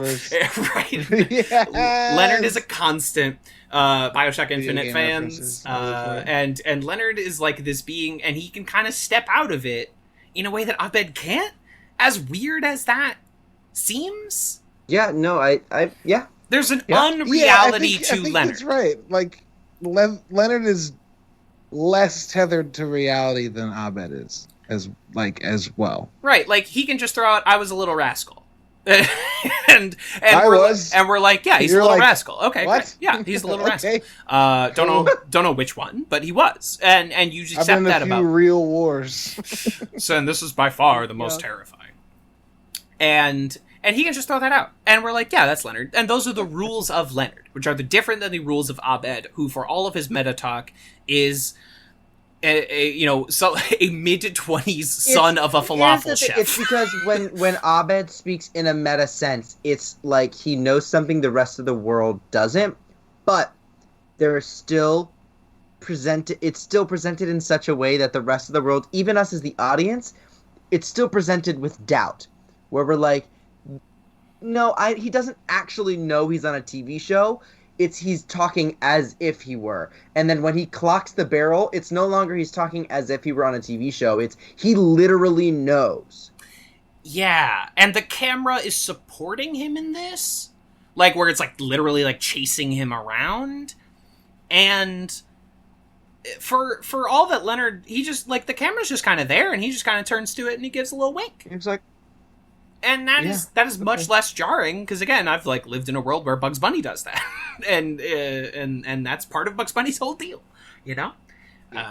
Anyway, that's very weird. It's very weird being a huge fan of Community and being now a huge fan of Mythic Quest, and being like, No, Abed knows he's on a TV show because Abed then calls that he's going to go be on another TV show, and then is on another TV this show. Completely accidental, like, happenstance, you know? Yeah. Accidental? I think not. I mean, okay, if you if you want to believe that Rob McElhaney and Megan Gans watched the Community finale and said, let's make that real, then I love your reality, and I I wish to join you. You don't think that it was already written beforehand and Abed knew about it? Or Danny Pudi knew about it? No, because that was... I mean, TV development can often take a while from, like, you know, a pilot getting bought to it being produced. But when Community went off the air, Apple TV Plus was not a fucking twinkle in anyone's eye. Apple... But like, that's how the long streaming was- service. He could How have long known was Mythic Quest in development, though, right? Yeah. I mean... Like, how long were they thinking about that? It is possible. I'm not writing it out as being impossible. I just think it's greatly improbable. I hate to... I'll be that guy. I'll be the other side of this, where I'm like, I just don't... Caleb, I like your theory. Your theory is much more fun. And it's much more whimsical. That's and me. That's me, the fun guy. I'm the mushroom. What? Yeah. Come on, Kevin. You were going to make me say it? What? The fun guy? Yeah. It Kev, just- that one... It did. Caleb got it. You were Drax in this case, my friend. I'll do you one better. Why is Gamora? If something flew over my head, I would catch it. He said, nothing flies over my head. I would catch it. Too Drax is the best guy. Fucking love that Drax, guy. I think, is honestly the best performance, and I do not say this lightly, the best performance of a prior WWE actor turned movie star I've ever seen. Oh, so Dave Bautista, not like Batista I love The Rock. is like a legit The fucking Rock. actor. No, exactly. I love The Rock. The Rock plays one character. The Rock is The Rock. I don't John Cena's in things. John Cena plays one character. Correct. Dave Bautista has been He's an actor. many different characters, and all of them really good. Like he's been a spy in My Spy, which that movie is his tiny really fun part in Blade Runner 2049 is like so emotionally affecting. Saffron Morton. His Saffron Morton is so good. He has one scene, and you're like, I care so much about this man. Yeah. Like, I started a movie with Ryan Gosling and Dave Bautista, and within like a 3-minute span, you've made me wish the movie was actually about Dave Bautista. Guess Good who job. is in Knives Out 2? Because it ain't John Cena, and it ain't The Rock. It's fucking Dave the Warrior There's a Knives Bautista. Out 2? Hell yes, he is. Oh, Knives Out 2 just started filming, too. Hell in Greece. yes, he is in it. In The Knives fucking Out Greece. 2 cast is unbelievable. I cannot wait. Catherine Hahn, Dave Bautista, Kate Hudson, Janelle Monáe, Ethan Hawke. I'm forgetting them off the top of my head, but it's Edward Norton. Edward Norton. What? Leslie Odom Jr. Holy shit. I forgot. This cast. It's unbelievable. Wait, what? I am fully erect. I cannot. Oh my god. Yeah, it's unbelievable. What a good cast. What a fucking cast. Ryan. Ryan just kicking those Last Jedi naysayers into the sea. Just fucking knocking them off the Let me launch you into the sun, you fucking children. You fucking childs. Listen, it's okay to not like a movie, but if you're like still on about that movie, Wait a minute. go outside one time. Janelle Monáe? I said that. Yeah, Janelle Monáe. Sorry, it just dawned on me. And oh wow, this. Oh, Uh-huh. Mm-hmm. Sorry, I had to see their faces for it to fully register. This is. And you know who will be talking to them? Benoit Blanc. The cinema's greatest creation. Oh. Daniel Craig with a southern drawl who loves donuts. Like, fuck all other... This is the best thing that's ever been made. I love that You know, because like when I really hope they subvert the genre in a fun way again. That's Ryan's whole thing. It's like we're doing the genre, but we're also subverting the genre. You know, we're like, but like, as in, I'm saying I hope that we get a different subversion, right? Like, instead of us knowing the outcome and then giving a twist later, like this one, which was a brilliant subversion. It was so good. I'm like, I want a new one. And what are you gonna do to subvert the mystery genre in a different way? Because that one relies so much on you not knowing something that it's like, okay, so now we've done it where you do know something. How are you going to do it next time? That's totally going to be not knowing. That's totally going to be the thing, right? Like that's absolutely like that's what he does in every single movie. Is like we're going to take your expectations of the genre and we're going to do them, but we're going to subvert it just enough that it's like spicy and new and interesting.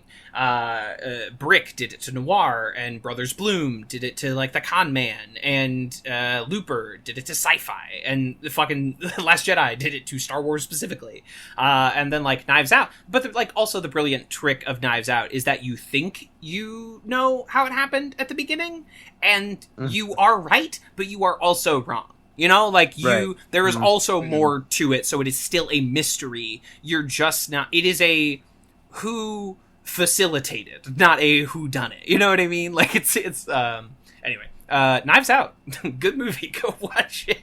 Good flick. Good flick. As if you didn't already know. There was talk right before The Last Jedi that like Rian Johnson would get his own Star Wars trilogy, which like that's the only thing that could get me to watch more Star Wars. But like I am actually like really overjoyed that his trilogy he's getting is his like original mystery thriller trilogy for Netflix, where he got paid $100 million. You think we'd get a third one to round it out? It's already agreed. Oh no, it's confirmed. It's already the deal has been inked. Netflix bought 2 movies and so they're Netflix produced. They're not. Yeah, was the first one Netflix produced? No, it was. It was. But Netflix bought 2 movies and said that he can spend no less than. You know how normally you get like a check from a company and they're like, "This is the max. This is where you got to stop." Yeah. Netflix was like, said no. Here's 2 movies and you can spend no less than this much money, and it was an absurd amount of money. It was like. I mean, like I know that $100 million. I know that Johnson and Daniel Craig, and he said, "Okay, I'll do 2 more Knives Out." Yeah, exactly. So the deal has been inked for 2 and 3. I don't know if there's like a time frame in which they have to happen, but obviously like the first day of shooting Knives Out was like today. And I know that he and Daniel Craig both took home a check for $100 million each. And Johnson has already like started work. His production company is starting work on a program specifically to like finance the movies of new filmmakers, and I'm like, this fucking guy, this dude who became got turned into a villain by the worst people on the planet, like, is doing nothing but showing up for the little guy. That's amazing. Yeah. So, here's what's up.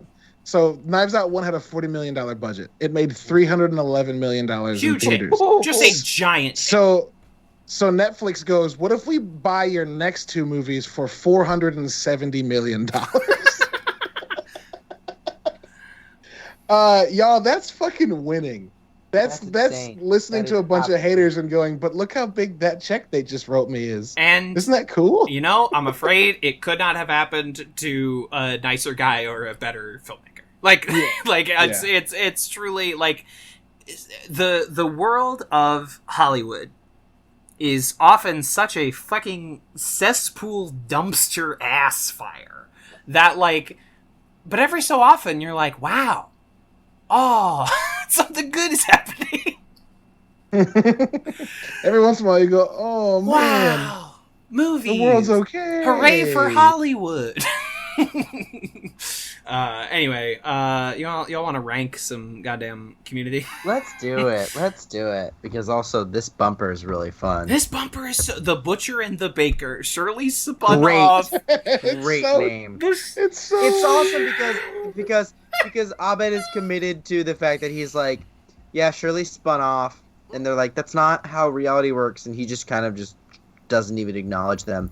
And then the fact that they're like, yeah, Shirley spun off. Shirley spun off, and she's on a Southern legal drama called The Butcher and the with Baker. With some element of like mystery and ghosts. With Bayou supernaturalists. I know it's not the Bayou because it's Atlanta, but like swamp supernatural. It's the Bayou. They say it's the Bayou. He's in Louisiana. He says, maybe he says Louisiana. I thought he said the swamps of Atlanta, which I was like, I don't know if that makes any sense. Louisiana. Okay, well then, yeah. In the beginning, I think Abed, or when they talk about Shirley leaving, they talk about her going to Atlanta. But then in this end cap, they say something about it being near the Bayou. So, is that a goof? I think that's a goof. I swear he says the swamps of Atlanta. Steven Weber in his southern drawl. I could have sworn that the whole thing was very clearly Louisiana. I mean, that's what it feels like, but they keep saying Atlanta. Like, I don't... hold on. Let's go to IMDb. Let's go to the goofs section of IMDb for this. Sure. Actually, hold on. The community wiki, I think, is going to be a much more reliable source here. Listeners, fucking bear with me, okay? You're always chomping at my chain. They're never doing that. Our listeners are fucking beautiful. The only people that razzle me on Twitter.com are definitely people that do not listen to this show. Because they're like Jeff and Annie shippers, and they gave up on us a long time ago. Yeah. Well...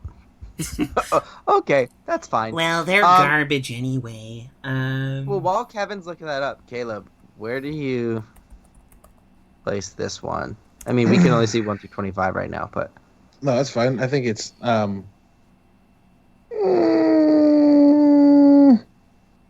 no. Maybe How many end tags do we have, Kevin? Let's see. Oops, accidentally opened Final Draft. That's going to be a pain in my ass. There are 95 end tags currently. 95. Yeesh. I'm just gonna be fucking honest. This is a top 10 for me. I love it. Makes me laugh a whole lot. Okay, spoilers for all of these fucking season 6 end tags. They're the best. I love them. I love Troy and Abed. Your boy partial. I'm partial to these, like, what if we did a weird Yakuza origin story? What if we did a fucking weird spin-off about the guy who works at Jeff's gym? What if we did an infomercial about incest? Like, what if we did that? And I love it. I'm sorry. When you know your show's canceled anyway, fucking go for it. Fuck it. Mm-hmm. Yeah. Bring in Steven Weber for an end tag cameo. Fuck it. Do it. I love it. I love that the aesthetic that they filmed it in is also so true to like those like network TV drama, like predictable shots, predictable lines, predictable fight causes predictable fall, predictable reasoning. Nobody makes more crumbs than a cook, and nobody leaves more clues than a detective. It's just like slow, overwritten. Like it's beautiful. It's beautiful. I love it. I would watch this show. If this show, I'd watch it. Aired on NBC right now, whether or not it is the character Shirley from Community, I would watch this show. obsessively. The Butcher and the Baker? Yeah, the Butcher and the Baker, absolutely. I love a crime show with a weird love that they premise. were like, look, we know that you're really busy. We'd love to at least do a cameo with you. And she was like, yeah, for sure. Which I think is nice, because they did not have the opportunity to, like, send off Shirley in the way they sent off Troy, and to a lesser extent Pierce. No, they literally spun her off, and it's brilliant. It's funny. and this is not her last episode. She has a she has like another cameo in the series finale. But it's really, I think it's a nice way to like send off this character as much as you can, given the circumstances of her arrival. Also, Yvette Nicole Brown lost a lot of weight between seasons. Looking sharp. Yeah. It's I personally don't like to compliment weight loss. But that's fair. But it is noticeable. My first thought was, I wonder if that came from the trauma of having to take care of her dad. Yeah, or like, a personal choice related to health reasons. I don't want to psychoanalyze. Who knows? I don't know what it is. I personally am very much like, if people lose weight, I am never going to be the one to compliment them, because I could be complimenting something really not great. That's absolutely true. But as far as ranking this end tag, I have which one is Hickey hiding? It's at number 10 right now. That is where Troy is in a chair, and Abed is like in a plant, and Hickey is on the phone talking about how like he can't afford his medication, and they won't be able to bury Dad at the family grave plot. And Troy and Abed are just like trapped, and they're like crying. I'm gonna rip off this band. I'm gonna say this as quick as I can. We can't bury Dad with the rest of the family. It's very good. But I like the freshness of this. I'm gonna rank this one as the new 16. Wait, which ones depends on what fails? That is the end tag of the most recent episode before this, where there's like Mr. Egypt with BJ Novak, Questlove hosting Celebrity Beat Off. It's a bunch of like fake NBC shows. Oh, okay. Yeah, so I'll put this one as the new 15 then. I think this one, I can't put it above Pledge Drive or Abed Stand Up or Dean Anime or Pepper Water or I think the top. I'll keep it at the new 15. Pepper water. I understand. Who puts pepper in water? There's something about we're fleshing out a weird joke from in the episode with like a way too elaborate fake television show that it's really like, but I also like, yeah, it's fine if it's number 15. Like if Daddy Host says 15, that's also fine. No, I agree with this. So with which? Top 10 or top 15? No, top. Sorry, I zoned for a second. I agree with whatever you just... I want to place it at the new 15. Pledge Drive. So here's the weird thing. Is I think Fake Fire Alarm is up there for me. But that's 24. I feel and so like tags move so much. Then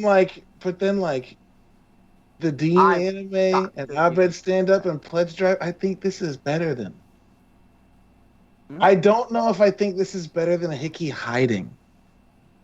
Because Hickey Hiding is just so fucking. It's really great. It's a lot, and it's not better than it's not better than Piles of Bullets and Cocaine.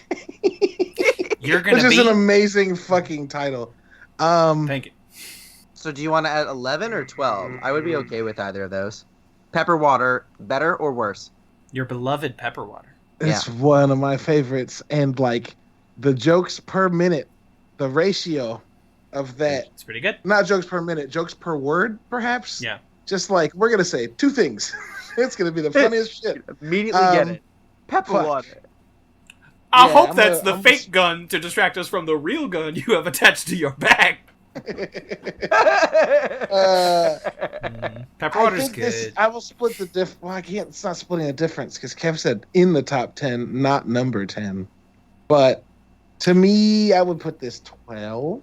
I'm okay with that. Just subverting Dean Anime beneath Pepper Water. That seems great. The Butcher and the Baker. That seems to split the 10 and 15. I think so. I think that's a fair split. I think everyone could go home happy with that truce. Yeah. I'll sleep all right tonight. Yeah. The Butcher and the Baker is an album by The Used that they haven't put out yet. Yeah, The Butcher. It's a long-awaited follow-up to The Bird and the Worm. Yeah, it's my favorite Noah Baumbach movie after The Squid and the Whale. The Butcher and the Baker. This is going to be so hard to rank, this like actual episode. So I will... Yeah. Can I start us off with something? This is my favorite of the season premieres. This is my favorite first episode of a Community season, which I think... Before this, the top spot is our number 42, Anthropology 101, which is an episode I quite like as well. But from the number of episodes, that's still really well. Yeah, exactly. And then, like, I think Biology 101 is not far. Yeah, it's just a few places below. And then Pi. Yeah. Yeah. Community often has kind of like a stumble on the first episode, just like getting into the groove of what the new season's identity is going to be. And this one they hit the ground running. Yeah, this is the strongest thesis statement since the original pilot of like this is what this season is going to be. But season 2 is even higher ranked than season 1's pilot.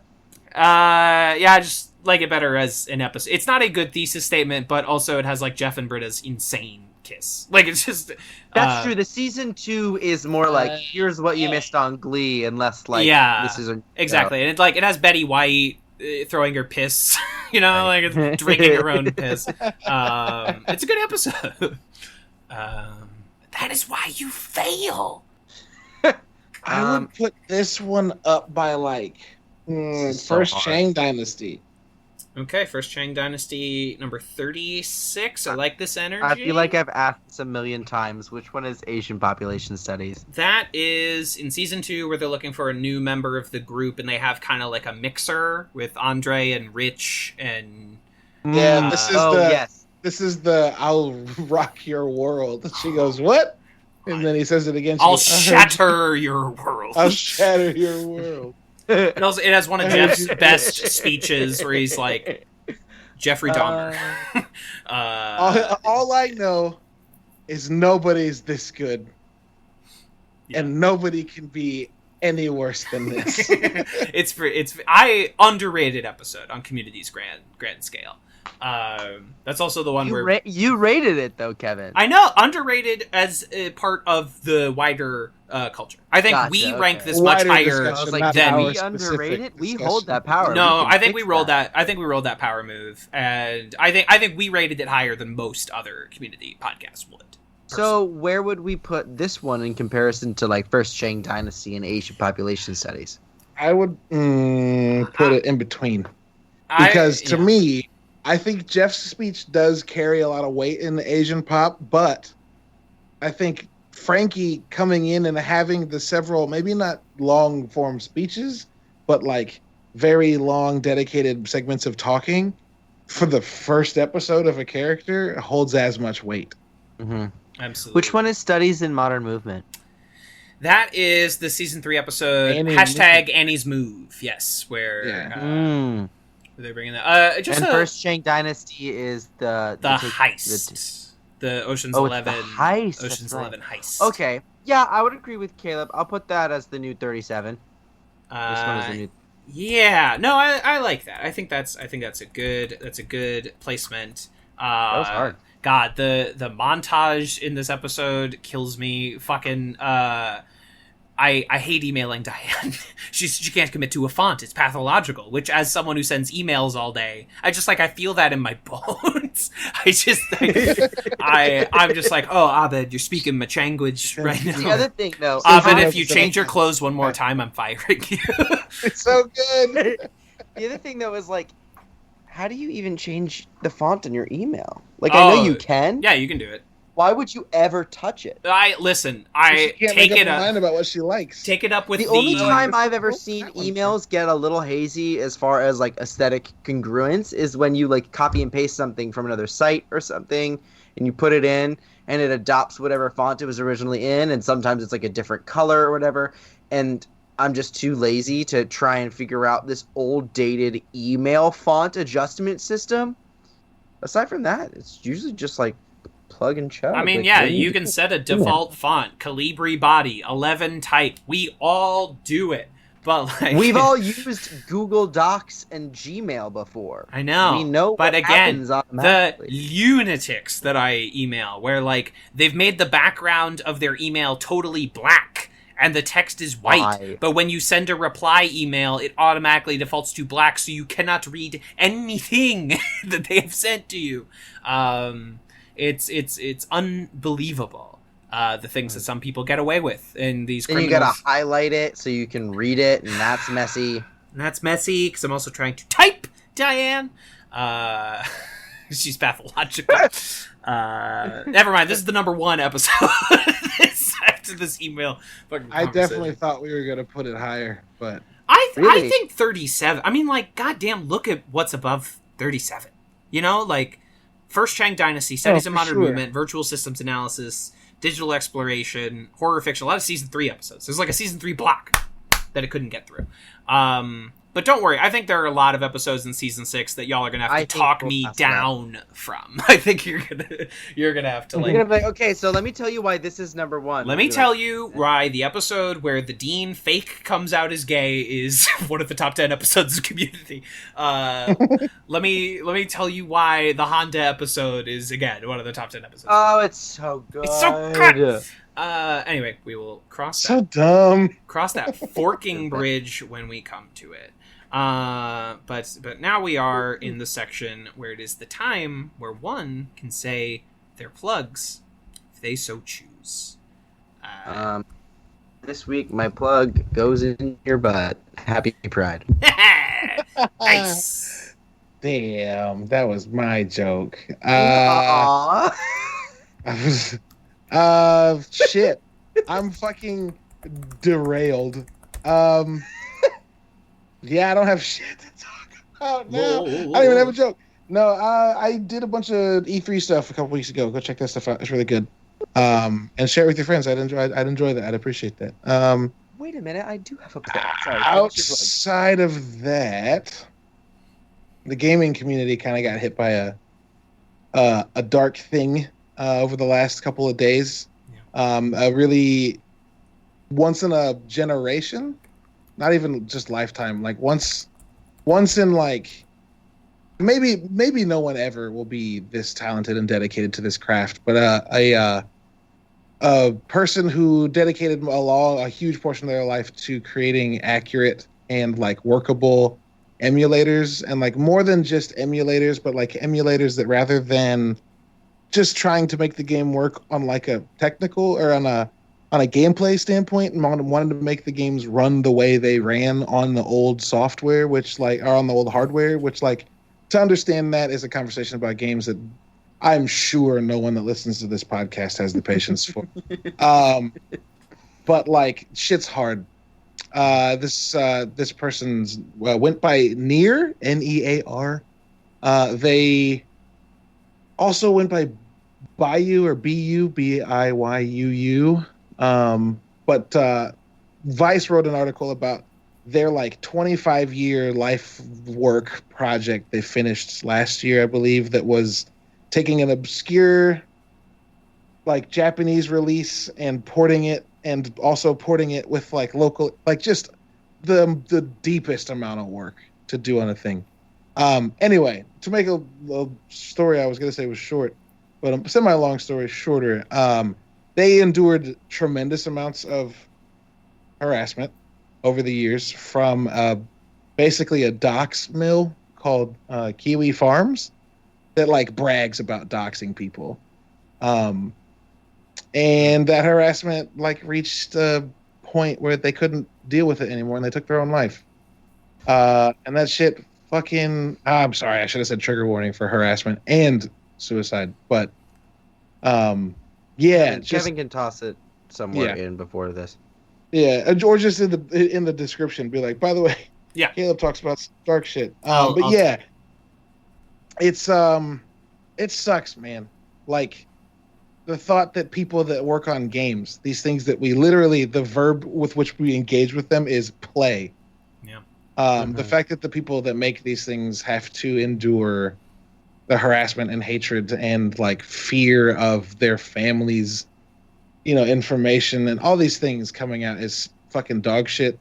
And the fact that there's really nothing that can be, or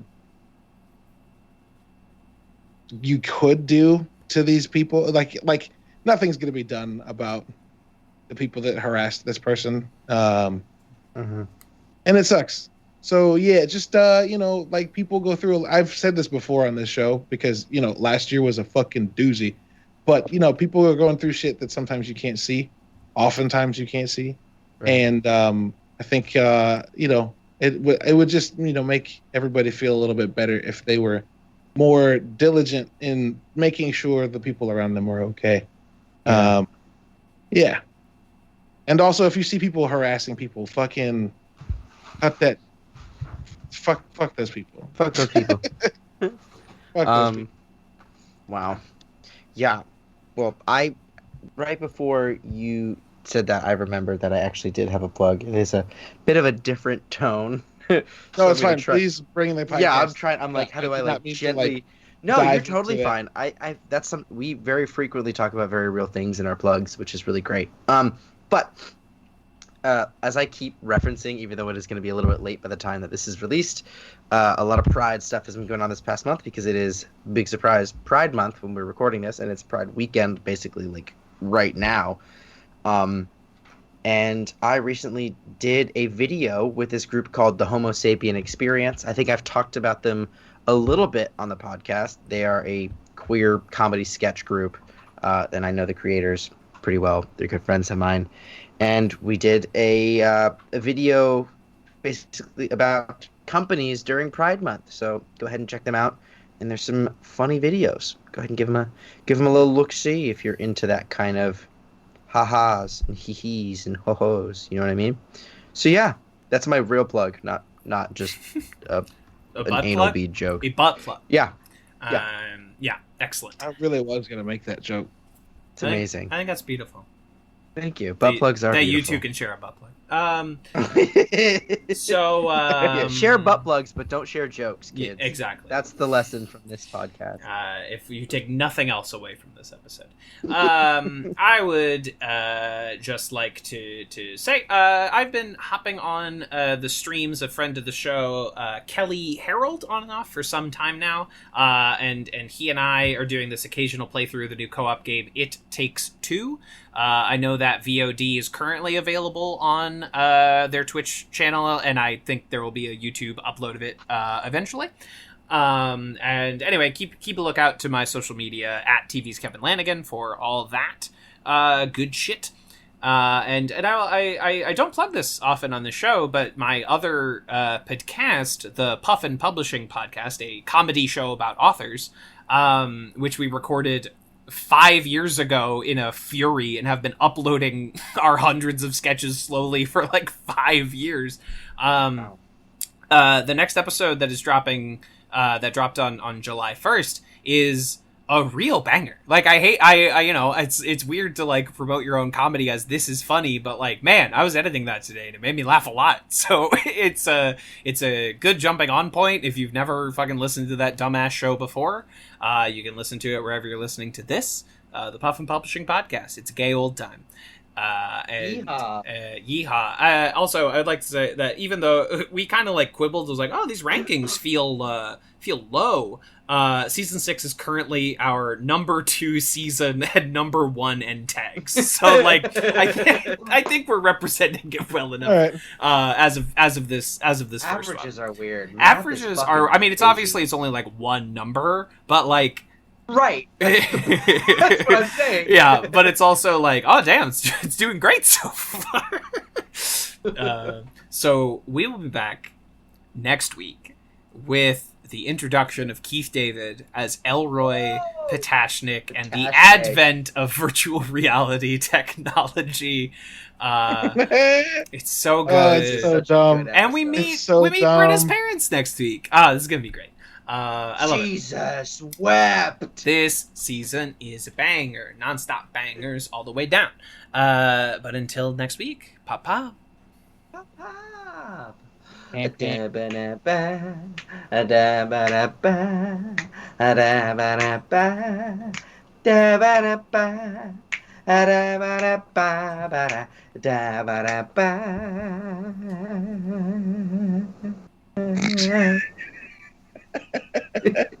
fucked up. That's fucked up what you did. History will remember your crimes, Jason. I love that it was like a kind of creepy, kind of. It's like in a horror movie where they're like, ring around the rosy. And you're like, fuck you. Fuck off. Or like it's the beginning of like a movie that takes place in an apocalypse, and the credits have a song, but the credits end in the middle of the song, and the last note that they end on plays into the distance as it like opens on a wasteland. Yeah, sick. I love the opening of Fallout 3. Yeah, dude, literally Fallout. I was literally. Yeah, of course you were. War never changes, and neither do your references. I feel like that was an insult and a compliment, and I'll take both. It's called a complisalt, actually. Well Jeff done. invented them. Right, I coined the term. That's See what I did there? That was That's an fine. Here we go. All right. Have a good weekend Shit. or whatever.